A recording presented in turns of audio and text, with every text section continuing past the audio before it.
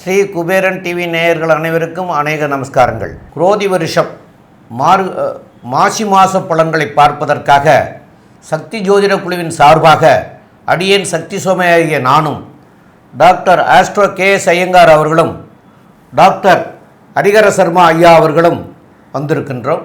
மாசி மாத பலன்களை பற்றி ஐயா கிரக நிலவரம் எப்போலேருந்து தொடங்குது, மாசி மாதம் எப்போ தொடங்குது, எப்போ இந்த கிரக நிலையெல்லாம் எப்படி இருக்குன்னு ஐயா சொல்லுவாங்க. அனைவருக்கும் ஹரிஹர சர்மாவின் பணிவான நமஸ்காரங்கள். நாம் ஒவ்வொரு மாதமும் மாத பலன்கள் பார்த்துட்டு இருக்கிறோம். அதே போல் வருஷ பலன்கள் பார்த்துட்ருக்குறோம். அதே போல் ஒவ்வொரு கிரக பயிற்சி பலன்களும் பார்த்துட்ருக்குறோம். அதுபடி பார்க்கும்பொழுது நாம் இப்போ பார்க்க போகிறது மாசி மாத பலன்களை பார்க்க போகிறோம். நிகழும் மங்களகரமான குரோதி வருஷம் மாசி மாதம் 1ஆம் தேதியிலேருந்து 30ஆம் தேதி வரலும். ஆங்கில தேதி அப்படின்னு எடுத்துட்டோம்னாக்கா 13/2/2025 அன்னைக்கு குருவாரம், அதாவது வியாழக்கிழமையிலேருந்து 14/3/2025 வெள்ளிக்கிழமை முடியுது. ஆரம்பிக்கிற நாளே குருவாரத்துலேயும் முடிகிற நாள் சுக்கிரவாரத்துலேயும் அற்புதமான இந்த மாசி மாதம் பிறக்குது. இந்த மாசி மாதத்தில் பொறுத்தளவுக்கு என்னென்ன விசேஷ தினங்கள் இருக்குது அப்படின்றத ஃபஸ்ட்டு பார்ப்போம். ஒவ்வொரு மாதமும் விசேஷ தினங்கள் வரும். இந்த மாதத்துக்கு உண்டான விசேஷ தினங்கள் அப்படின்றத பார்க்கோம் அப்படின்னாக்க 25/2/2025 காஞ்சி ஸ்ரீ மகாபரிவாளன் அழைக்கப்படுகின்ற ஜெயேந்திர சரஸ்வதி சுவாமிகளுடைய ஜெயந்தி விழா அன்னைக்கு. அதுக்கு அடுத்தது பார்த்தோம்னாக்க 26/2/2025 எல்லா சிவராத்திரிலையும் வசந்த சிவராத்திரி அப்படின்றது மாசி மாதத்தில் வர மகா சிவராத்திரி, ரொம்ப வசந்த சிவராத்திரி. அதுக்கு அடுத்தது பார்த்தோம்னாக்க 6/3/2025 எல்லாருடைய ஆசைகள், இந்த மனிதனாக இந்த உலகத்தில் பிறந்தவனோட ஆசை ஒரு சின்ன வீடாவது இருக்கணும், கெளிப்பாழாலும் தனிப்பாழாக இருக்கணும், தனி வீடு ஒன்று இருக்கணும் அப்படின்னு நினைக்கக்கூடியவங்களுக்கு வசந்த நாளான வாஸ்து நாள் அன்னைக்கு. வாஸ்து அன்னைக்கு பூஜை போட்டு நாம் தொடங்கினோம்னா வீடு கட்டுறதுல எந்த விதமான தடங்கல்களும் வராது. ஒரு சில பேர் வீடு கட்டிட்டு 3 மாதத்தில் 6 மாதத்தில் பணம் இல்லைன்னு விட்டுருவாங்க, பொருள் கிடைக்கலன்னு விட்டுருவாங்க, வீட்டில் ஏதாவது அசுப நிகழ்வு இருந்துன்னு விட்டுருவாங்க. இதுக்கு எல்லாத்துக்கும் வசந்த நாள் வாஸ்து நாள். அந்த வாஸ்து நாள் நம்ம பூஜை போட்டோம்னா கண்டிப்பாக அது எந்த விதமான தடைகளும் தாமதமும் இல்லாமல் நல்லபடியாக முடியும். அதுவும் இந்த பர்டிகுலர் டைம் சொல்கிறேன் பார்த்துக்குங்க. காலையில் 9:42லேருந்து 11:12க்குள்ளார நம்ம அந்த வாஸ்து பரிகார பூஜை அப்படின்றத பொறுத்தளவுக்கு நம்ம இருக்கக்கூடிய வாங்கக்கூடிய மண் அதுக்கு முன்னாடி எப்படி இருந்துச்சுன்னு தெரியாது. அதனால் மண்ணுக்கு பூஜை போட்டு தொடங்கும் போது நல்லபடியாக இருக்கும். அதுவும் பார்த்தோம் அப்படின்னாக்க பூதபலி, பிரேதபலி, திக்பலி எல்லாம் போட்டுட்டு அந்த மண்ணுக்கு உண்டான பூஜையை போட்டு தொடங்கிட்டோம்னா அத்தனை தோஷமும் மண்ணில் உள்ள அத்தனை தோஷமும் விளைகிறோம். எந்தவித தடையும் தாமதமும் இல்லாமல் வீடு நல்லபடியாக முடியும். அப்படியேற்பட்ட வசந்த வாஸ்து நாள் வருது 6/3/2025. அதுவும் பார்த்தோம்னாக்க குருவாரம்னா வியாழக்கிழமையில் வருது. அதுக்கு அடுத்தது பார்த்தோம்னாக்க 11/3/2025 செவ்வாய்க்கிழமை மங்களவாரத்தில் காஞ்சி குரு ஜெயேந்திர சரஸ்வதி சுவாமிகளுடைய ஆராதனை விழா தொடங்கக்கூடிய காலகட்டம். அதுக்கு அடுத்தது பார்த்தோம் அப்படின்னாக்க மகாமகம் அப்படின்றத பொறுத்தளவுக்கு குரு பகவான் சிம்மத்தில் வர்றது மகாமகம். 12 வருஷத்துக்கு ஒரு ட்ரிப்பு குரு பகவான் சிம்மத்தில் வர்றது மகாமகம். அதுக்கு ஈக்குவலானது மாசி மாதத்தில் வரக்கூடிய மகம். மாசி மாதத்தில் வரக்கூடிய மகாமகமுக்கு ஈக்குவலானது மாசி மகம். அந்த மாசி மகம் வர்றது 12/3/2025 அற்புதமான புதன்கிழமை அன்னைக்கு வருது. அதுக்கு அடுத்தது பார்த்தோம்னாக்க 14/3/2025 காரடையான் நோன்பு. கட்டிய கணவருக்கு எந்த விதமான பங்கமும் இல்லாமல், நோய் நொடி இல்லாமல், உயிருக்கு எந்த ப்ராப்ளமும் இல்லாமல் பெண்கள் கொண்டாடக்கூடியது அப்படின்றது காரடையான் நோன்பு. இந்த காரடையான் நோன்பை பொறுத்தளவுக்கு எந்த டயத்தில் கொண்டாடணும் அப்படின்னு பார்த்தோம்னாக்க மாலை வேளையில் 6:14க்கு அப்புறம் கொண்டாடினோம்னாக்க மிக சீரும் சிறப்புமாக இருக்கும். அதுக்கு அடுத்தது பார்த்தோம்னாக்க 13/3/2025 ஒருத்தருக்கு ஒருத்தர் கலர் பொடிகளை, வண்ணப்பொடிகளை தூவி சந்தோஷமாக இருக்கக்கூடிய நாள் அப்படின்றது ஹோலி பண்டிகை அப்படின்றது இந்த 13/3/2025 ஹோலி பண்டிகை. இப்படி இந்த மாதத்தில் மாசி மாதத்தில் இவ்வளோ விசேஷ தினங்களோடு தொடங்குது. இதை தவிர பார்த்தோம்னாக்க இந்த மாசி மாதத்தில் கிரக நிலவரம் எந்தெந்த ராசியில் என்னென்ன கிரகங்கள் இருக்காங்க அப்படின்றத பார்ப்போமா. காலபுருஷ தத்துவத்தின்படி 2ஆம் வீடான ரிஷபத்தில் குரு பகவான் இருக்கார். இந்த குரு பகவானை பொறுத்தளவுக்கு கடந்த காலகட்டங்களில் வக்ரகதியாகி பலம் இழந்து இருந்தார். இப்போ வக்ர நிவர்த்தியாகி பலம் பெற்று இருக்கிறார் ரிஷபத்தில். அதுக்கு அடுத்தது பார்த்தோம்னாக்க மிதுனத்தில் செவ்வாய் பகவான் வக்ரகதியில் இருக்கிறார். அதுக்கு அடுத்தது பார்த்தோம் அப்படின்னாக்க கேது பகவான் காலபுருஷத்தின்படி 6ஆம் இடமான கன்னியில் கேது பகவான் இருக்கார். அதுக்கு அடுத்தது பார்த்தோம்னாக்க காலபுருஷ தத்துவத்தின்படி 11வது வீடான கும்ப வீட்டில் புத பகவான், சூரிய பகவான், சனி பகவான் சேர்ந்து இருக்கிறாரு. இந்த புத பகவானை பொறுத்தளவுக்கு 26/2/2025 அவர் மீனத்துக்கு மாறுறாரு. அதுக்கு அடுத்தது பார்த்தோம்னாக்க அந்த புத பகவானும் வக்ரகதி அடைகிறாரு. எப்போ வக்ரகதி அடைகிறாரு அப்படின்னு பார்த்தோம்னாக்க 9/3/2025 வக்ரகதி அடைகிறாரு. இதை பொறுத்தளவுக்கு அதை தவிர செவ்வாய் பகவானை பொறுத்தளவுக்கு வக்ர நிவர்த்தி அடைகிறது 21/2/2025. அதே போல் சுக்கிர பகவான் வக்ரகதி அடைகிறது 4/3/2025. 4/3/2025 சுக்கிர பகவான் மீன ராசியில் ராகு கூட சேர்ந்து வக்ரகதி அடைகிறாரு. இப்போ இதில் பார்த்தோம்னாக்க இந்த இடத்துல பார்த்தோம்னாக்க குருவும் சுக்கிரனும் பரிவர்த்தனை யோகம் பெற்றிருக்கிறாங்க. பரிவர்த்தனை யோகம் அப்படின்னு பார்த்தோம்னாக்க அவங்கவுங்க வீட்டில் ஆட்சி செலுத்தக்கூடிய யோகம் அப்படின்னு சொல்லலாம். அதை தவிர 3 கிரகங்கள் வக்ரகதியில் இருக்கிறாங்க. அவங்கள பொறுத்தளவுக்கு சுக்கிர பகவான் வக்ரகதி, செவ்வாய் வக்ரம் நிவர்த்தி அடைஞ்சிடுறாரு, புத பகவான் வக்ரகதி அடைகிறாரு. அப்போ இதே மாதிரி உள்ள இனிமையான சூழ்நிலையில் இந்த மாசி மாதம் பிறக்குது.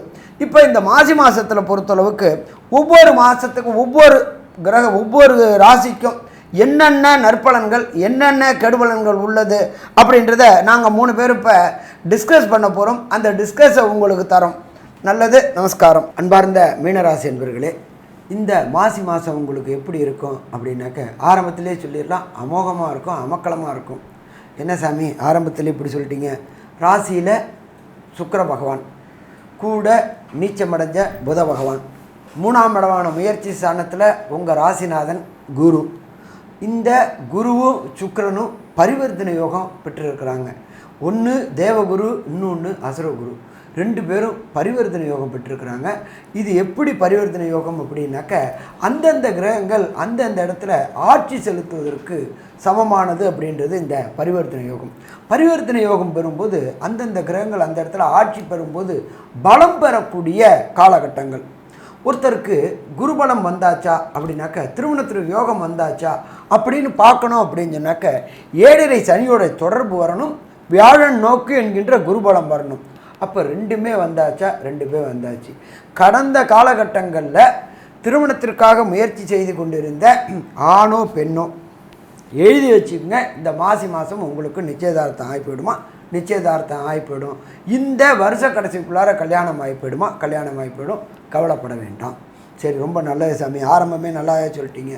அதுக்கு அடுத்தது 2ஆம் இடமான வாக்கு தனம் குடும்பஸ்தானாதிபதி 4ஆம் இடத்துல செவ்வாய். கடந்த காலகட்டங்களில் வக்ரம் இருந்தார், அவர் வக்ர நிவர்த்தி அடைஞ்சிடுறாரு. அப்போ வண்டி வாகனம் வீடு வாங்கணும்னு நினைக்கக்கூடிய மீனராசி என்பவர்களுக்கு வண்டி வாகனம் வீடு வாங்கக்கூடிய வாய்ப்புகளை இந்த அங்காரகன் கொடுப்பார். அது மட்டுமா, பழைய வீட்டை ரெனோவேஷன் பண்ணணும்னு நினைக்கக்கூடியவங்களுக்கு மற்றும் இன்டீரியர் டிசைனிங் பண்ணணும்னு நினைக்கக்கூடியவங்களுக்கும் அதற்கு உண்டான பொருளாதாரத்தை கொடுப்பார். அது என்ன சாமி பொருளாதாரத்தை கொடுக்கறதுக்கு?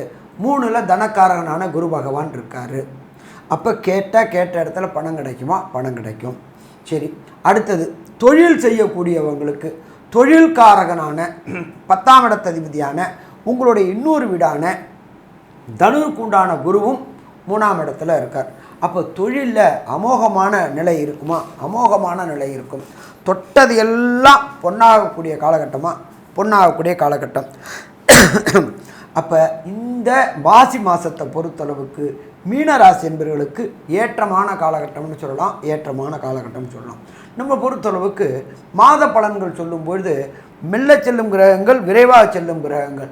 விரைவாக செல்லக்கூடிய கிரகம் சந்திரன் 2.25 நாளைக்கு ஒரு ட்ரிப்பு. அடுத்தது சூரிய பகவான் 31 நாளைக்கு ஒரு ட்ரிப்பு. செவ்வாய், புதன் மற்றும் சுக்கிர பகவான் 41 நாள்லேருந்து 45 நாள். அப்போ இந்த மாற்றங்கள் மீனராசிக்காரங்களுக்கு என்னென்ன நற்பலன்களை தரப்போகுது அப்படின்றத நம்மளுடைய அஸ்ட்ரோ KS ஐயங்கார் அவங்க விரிவாகவும் விளக்கமாகவும் சொல்லுவாங்க. ஐயா, இந்த மீனராசிக்காரர்களை பொறுத்தவரையிலும் இந்த மாதம் பெரிய ஏற்றம் என்ன அப்படின்னா, அவருடைய ராசியிலேயே ராசிநாதன் பரிவர்த்தனை யோகத்தில் ஆட்சி பெற்று போகிறது பெரிய ஏற்றம். இதை தவிர பார்த்தாலேயானால் ராகுவுக்கு வீடு கொடுத்தவன் ஆட்சி பெற்று போகிறதன் மூலியமாக உங்களுடைய நினைப்புகள் மிகப்பெரிய ஏற்றத்தில் இருக்கக்கூடிய காலகட்டம்.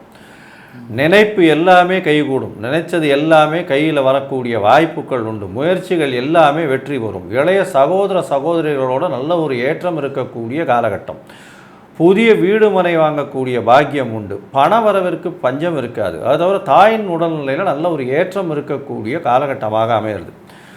ராசிக்கு 9ஆம் அதிபதி அப்படின்னு சொல்லக்கூடியவர் அப்படின்னு பார்த்தேன்னா செவ்வாயும் 4ஆம் இடத்துல போயிருக்கார். நல்ல ஒரு ஏற்றமான இது கேந்திரத்தில் துர்கிரகங்கள் இருக்கிறதன் மூலியமாக ஜாதகருக்கு எல்லா விதமான ஏற்றம் கிடைக்கும் அப்படின்றது ஜோதிட சாஸ்திரம். இதன் மூலியமாக பார்த்தலையானால் மீனராசிக்காரர்களுக்கு எல்லா விதமான ஏற்றங்களும் கிடைக்கும். அதுவும் மீனராசிக்காரர்கள் இந்த ரியல் எஸ்டேட் பிஸ்னஸ் பண்ணுறவங்க, கடல் வாணிபம் பண்ணுறவங்க, கடல் உயிர் வாணிபம் பண்ணவங்க, கடல் உயிர் விலங்குகள்லாம் இது பண்ணுறவங்க, இவங்களுக்கெல்லாம் பெரிய ஏற்றம் கிடைக்கக்கூடிய காலகட்டமாக அமைய போகிறது. இதை தவிர பார்த்தலையானால் இம்போர்ட் எக்ஸ்போர்ட் பிஸ்னஸ் ஆகட்டும், கோல்டு ஸ்மித்து, கோல்டு மர்ச்சன்ட்ஸு, அதை தவிர வங்கி கடன் மூலியமாக பெரிய வெற்றி, இதெல்லாம் வரக்கூடிய வாய்ப்புகள் உண்டு.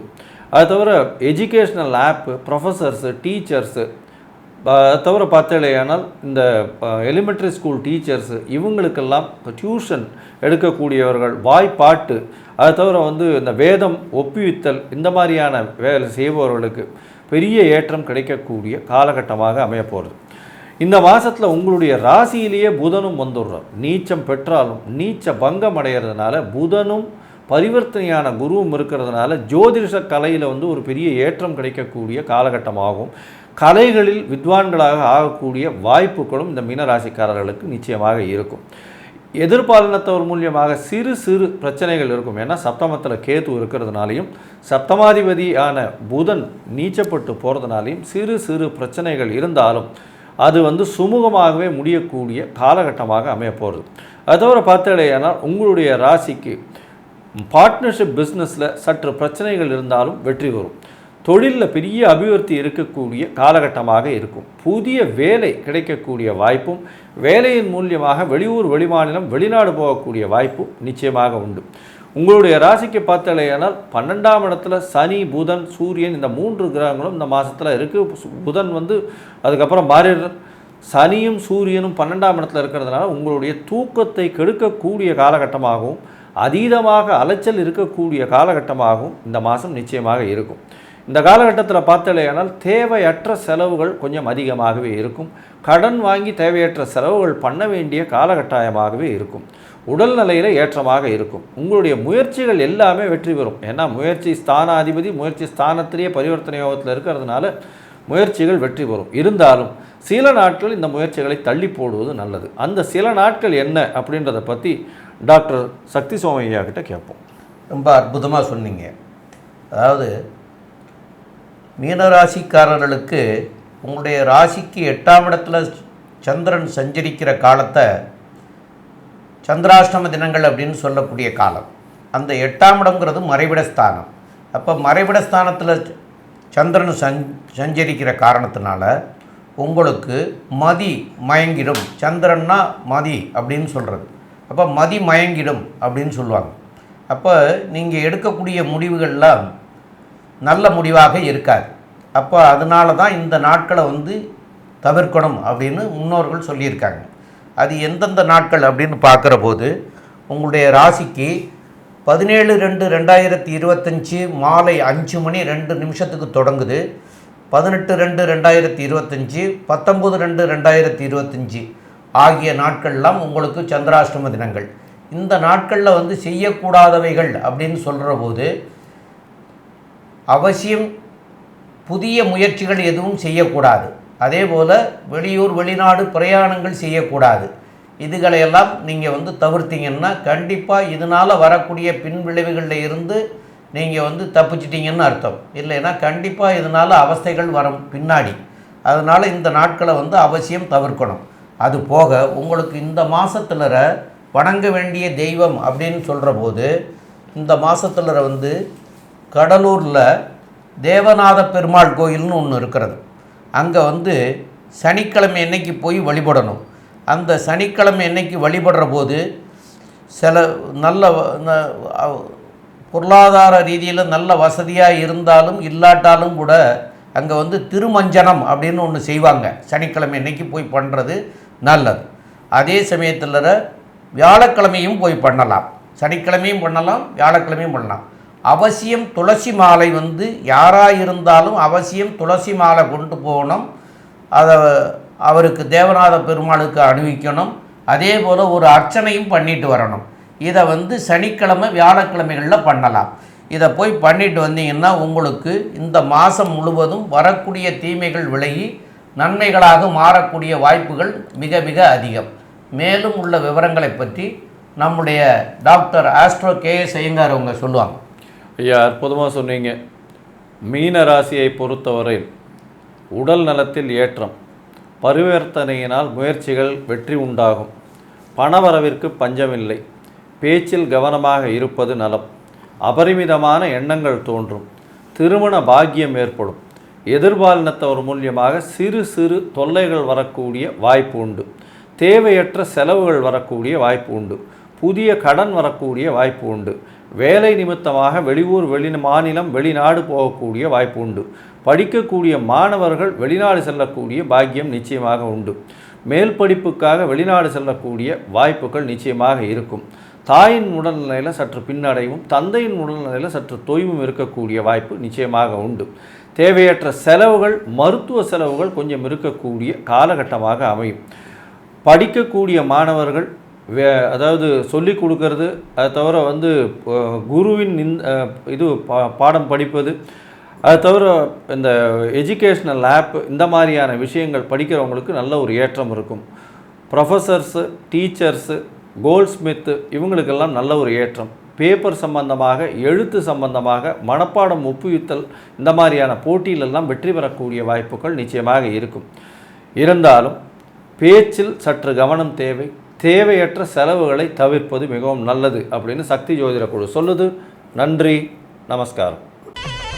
ஸ்ரீ குபேரன் டிவியை பார்த்தமைக்கு நன்றிகள். மேலும் இது போன்ற தகவல்களை தெரிந்து கொள்ள ஸ்ரீ குபேரன் டிவியை சப்ஸ்கிரைப் செய்யுங்கள். மறக்காமல் பெல் ஐக்கானை கிளிக் செய்யுங்கள்.